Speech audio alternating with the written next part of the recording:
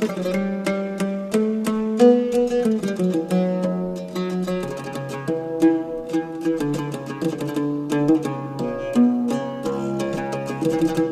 let's start and keep this discussion by the young. Let's start by the young. What exactly is the key issues they see will formulate their future?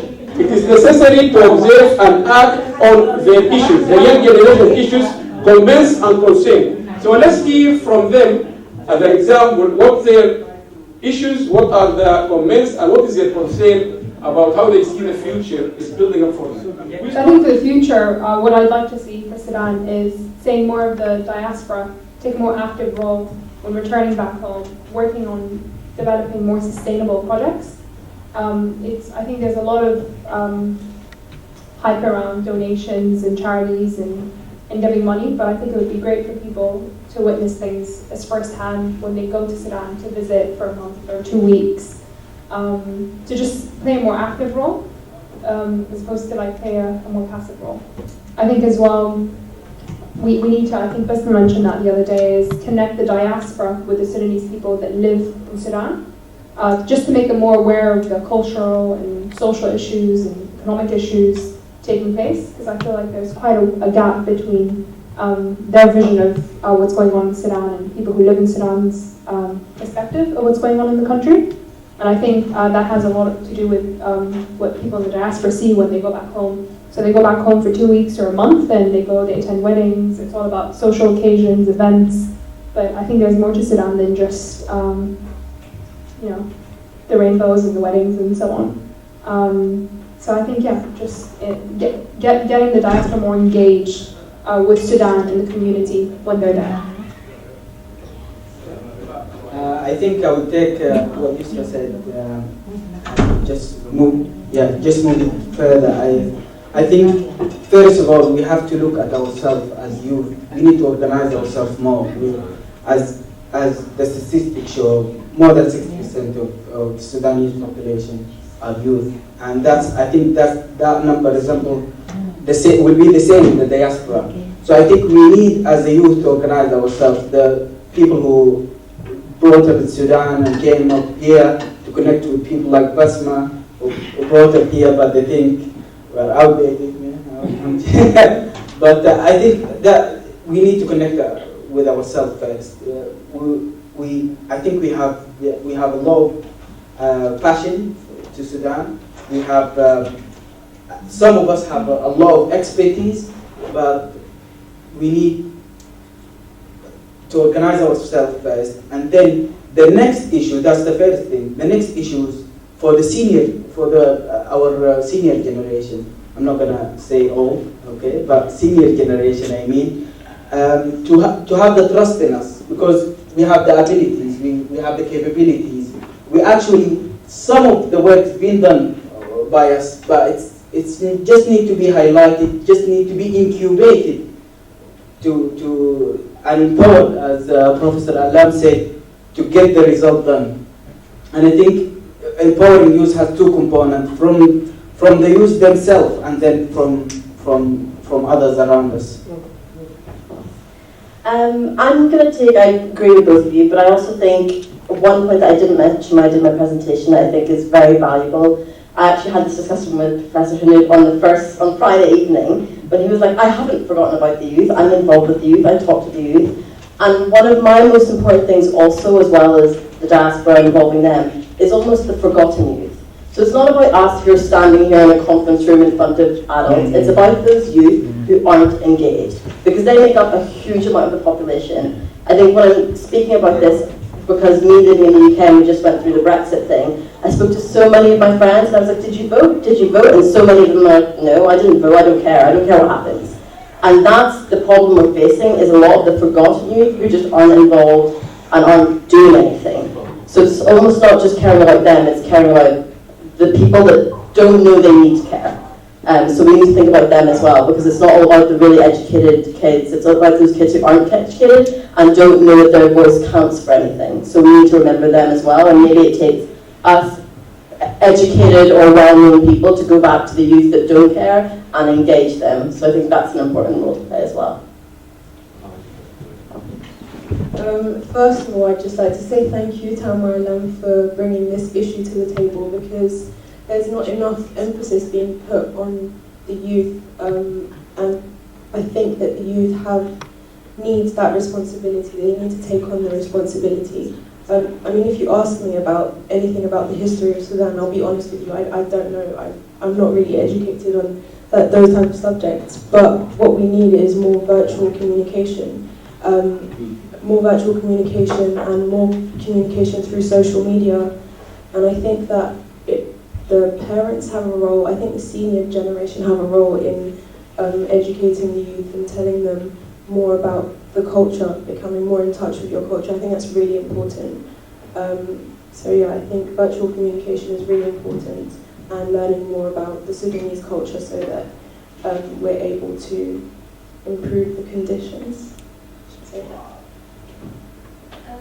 As a young youth, I would say... Bring the microphone closer and project your voice. I know you guys, when you are alone, you shout. As a young girl, I haven't really visited Sudan much, but as a young Sudanese person, I take so much interest into the Sudanese culture. I personally want to know more about Sudan, and it's kind of difficult, seeing as now you don't really have, for example, museum. In a museum, you don't really have like a Sudanese section where you can know about its culture and its history. So now, as like stuff is more virtually, as Nafa said, everything's more virtual now, and with technology. So it's kind of better if, like, for example, you can easily, like, we all have smartphones, so it's easier to then access stuff on my phone. Because I wouldn't necessarily, like I said, if I go to a museum, I'm not going to find historical stuff of Sudan. So I think, like Nafa did say, to be virtually more connected in a way. Yeah, I definitely agree with everyone here. Just want to say about the forgotten youth. I think it's a really important point, especially in Sudan, because people don't realize how... I can only speak from the health sector because I don't know about anything else. But definitely awareness and education is the way to go now. I mean, you can talk about it, but I mean, I think the biggest problem there is, you know, the redistribution of resources and all that stuff, that you need to concentrate on that more. And yeah, just definitely awareness and education through social media, through however else. So, yeah. You hear about Sudan, but it is completely different Sudan. Sudan in which we were born, we live some of our part of our life until we had to leave Sudan and come here.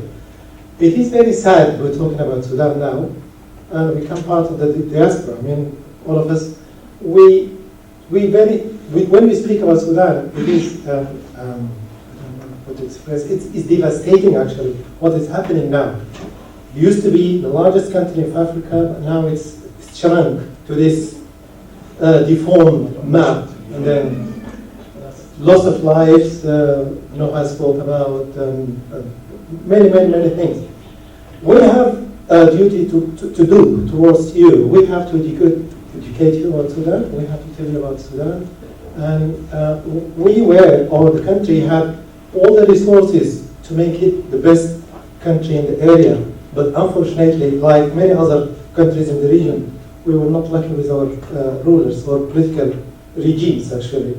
All of whom they put their self-interest at the top, and then completely ignore the needs of the masses. But these people, the current regime in Sudan has pioneered in this. I know pioneer is a positive word, but I'm using it here as a negative to describe a negative situation. These people have pioneered in corruption, pioneered in destruction, pioneered in bringing or making to us, giving us a Sudan that I can describe in 2 words, is beyond repair. The damage that they have done in Sudan is beyond repair.